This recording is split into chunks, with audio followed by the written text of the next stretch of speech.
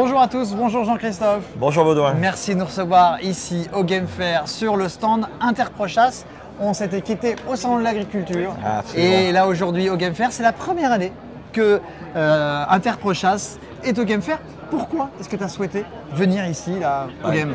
Tout d'abord Baudouin, ça me fait extrêmement plaisir de te revoir après le salon de l'agriculture. C'est toujours un plaisir de te recevoir sur Interprochasse, bien évidemment. Et donc notre présence sur le Game Fair, d'autant plus que ça fait quand même 2 ans que plus personne participait à cet événement. Et c'était important pour Interprochasse de montrer nos différentes actions, montrer qu'Interprochasse est là pour représenter l'économie de la chasse et les métiers de la chasse. Montrer qu'on est tous là, les responsables du monde de la chasse, que ce soit la Fédération nationale des chasseurs, que ce soit l'OFB, et qu'on soit tous solidaires pour promouvoir le monde de la chasse. Qu'est-ce que vous organisez ici pendant le salon? Alors, notre principale activité, c'est bien évidemment la promotion de la venaison du gibier. C'est la thématique choisie cette année au Game Fair 2022. Donc on a différentes activités. On a notamment notre jeu concours avec les petits tickets à gratter que vous pouvez voir ici, qui sont donnés à chaque visiteur à l'entrée. Et il y a un ticket à gratter et les gagnants peuvent remporter livre de recettes. Le gibier y avez-vous pensé, ainsi qu'une plaquette qui explique un petit peu nos différentes actions. On rappelle rapidement les actions principales d'Interprochasse pour la défense de la chasse. Alors les actions principales pour la défense de la chasse, c'est à savoir déjà développer une meilleure image de la chasse via l'activité économique, puisqu'on représente les membres économiques, et donc notamment en passant par la valorisation de la viande de gibier, donc par la venaison. Aujourd'hui, tous les acteurs du monde de la chasse sont mobilisés sur ce thème-là. Je viens d'en citer tout à l'heure la Fédération nationale avec qui nous travaillons, qui sont membres d'Interprochasse, bien évidemment, et il y a énormément d'initiatives dans les régions et dans les territoires, et on est là pour essayer de travailler avec tout le monde et continuer à valoriser toutes ces initiatives-là. Tu peux donner 2-3 exemples concrets de valorisation de la venaison qui sont faites chaque année par Interpro? Bien évidemment, on a en premier lieu donc, le gibier y avez-vous pensé, cette opération qui est faite avec le syndicat des bouchers et avec Rungis également. Au mois de novembre, nous faisons donc l'opération La Semaine du gibier. Donc Rungis met en avant au pavillon volaille de la viande de gibier. Et puis on a notre opération emblématique qui s'appelle les gibiers, le chasseur du cœur. Pardon, les chasseurs du cœur.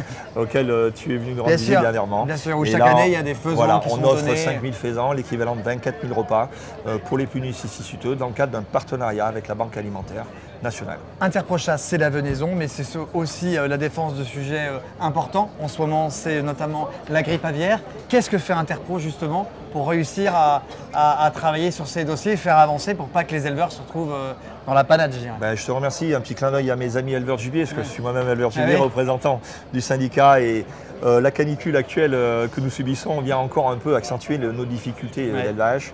Mais tous les éleveurs sont mobilisés pour faire en sorte qu'il y ait du gibier cette année sur les territoires français. Bien sûr. La filière gibier a été extrêmement impactée par la crise de la grippe aviaire, influenza aviaire au printemps, puisque c'est dans le cœur, je dirais, de la zone de production de poussins qu'il y a eu la plus grosse attaque de l'influenza aviaire dans les Pays de Loire. Donc Interprochasse intervient auprès des pouvoirs publics.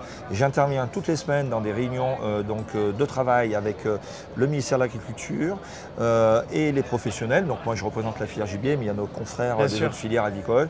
Et on travaille pour faire améliorer notamment la réglementation, pour faire en sorte qu'on puisse, comme on dit, c'est assurer une continuité d'activité pour limiter au maximum l'impact de cette crise sur la mise en place du gibier. On aura je me permets de le dire, on aura quand même quelques difficultés pour proposer du gibier sur la première partie de la saison, notamment sur les remises en nature de repeuplement d'été et jusqu'à l'ouverture.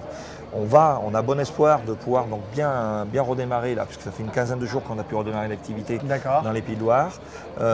Pour à partir de fin septembre, début octobre, fin de saison, il y aura du gibier en quantité nécessaire. Nous avons discuté avec la Fédération nationale des chasseurs, nous sommes mis d'accord pour privilégier aussi le marché français. Mon rôle, c'est de défendre le Made in France, une filière de gibier de qualité. Et à faire plaisir à nos amis chasseurs. Il est normal qu'on soit contraint de manger des gibiers qui viennent de l'autre bout du monde, de Nouvelle-Zélande ou ailleurs. Donc, voilà, tout à fait. Ça, il y a un autre point important sur lequel vous travaillez, Interprochasse, c'est la problématique du plomb. On le sait, on va être très contraint potentiellement. Qu'est-ce que fait Interpro justement pour tenter de défendre la profession des armuriers, des fabricants d'armes? Absolument, donc nous avons la chance d'avoir comme membre notamment le SNAFAM et puis l'ensemble des syndicats des armuriers et des productions de munitions. On est très sensible sur ce sujet-là. Nous essayons de travailler justement avec les pouvoirs publics pour trouver des solutions à la fois. La grande difficulté, c'est toujours les choses qui sont faites de façon trop brusque. Nous, ce qu'on demande, c'est du temps. On demande du temps pour pouvoir adapter les technologies, adapter les concepts industriels pour essayer d'être tout simplement opérationnel sur le plan industriel et sur le plan économique. La grande difficulté aujourd'hui, c'est que la matière qui est utilisée, qui est le plomb, est une matière qui était moins chère, mais qui est une matière aussi qui était relativement efficace. Et je peux me permettre une petite appréciation personnelle. Je trouve que les quantités de plomb qu'on met ou qu'on dépose dans la nature sont pas, franchement, par rapport à d'autres sources de pollution, sont loin d'être la pollution la plus dangereuse pour préserver la biodiversité. On est bien d'accord. En tout cas, on était chez Interpro Chasse et je crois, Jean-Christophe, que maintenant, on va en déguster un petit peu de gibier. Absolument. Voilà. On va aller déguster un peu du gibier avec notre partenaire qui est juste à côté, EDCP, qui nous prépare de très bonnes recettes de gibier innovantes à partir notamment à partir de livres. Le gibier, y avez-vous pensé? Eh bien, Baudouin, je t'invite à traverser chez nos collègues. C'est parti, on y va. C'est parti. Adrien, merci de nous recevoir sur ton stand EDCP ici au Game Fair. Qu'est-ce que c'est EDCP? Alors, en fait, vous êtes ici sur le stand du Gazelle, donc c'est un groupement d'achat spécialiste dans la grande cuisine, le froid et la climatisation, avec 3 associés, donc EDCP, Michel et Albert et Berry Froid. D'accord. Et on est venu spécialement sur le salon des chasseurs pour montrer un petit peu comment on peut d'abord les accompagner dans les chambres froides et dans la venaison, mais après pour mettre en valeur les produits, notamment la venaison. Particulièrement cette année, Interpro Chasse nous a offert toute la venaison et on essaie de le décliner. Et on peut, si vous voulez, vous montrer quelques avec plaisir, parce que les personnes vont pouvoir goûter. Voilà, Marguerite va vous emmener, par exemple, nous sommes sur du magret de colvert, qu'on a juste snacké 3 minutes de chaque côté, et sur lequel on a rajouté un petit peu de figue. Donc si vous voulez déguster. Ah oui, on a l'eau à la bouche, là, on va déguster ça. Très bien. C'est très bon. Donc là, on est juste sur du snacking de colvert. Et Raphaël va vous présenter une autre cuisson. Donc là, on est sur du snacking. Là, on est sur de la cuisson basse température. Donc c'est un effiloché de sanglier qui a été cuit toute la nuit. Comme on peut le voir, il est là, d'accord. On lui a mis une petite sauce d'accompagnement et vous découvrirez un burger différent. On sait tous que la venaison, ça a un goût assez marqué. Et là, aujourd'hui, par ces déclinaisons-là, vous apercevrez qu'on peut en faire beaucoup de choses. Est-ce qu'il y a d'autres opérations comme ça que vous allez être amené à faire autour de la venaison là, dans l'année qui vient? Oui, effectivement, puisque dans nos entreprises, régulièrement, on reçoit des chasseurs. Mais il est vrai que le site du Game Fair est quand même, si ce n'est le meilleur emplacement, voilà.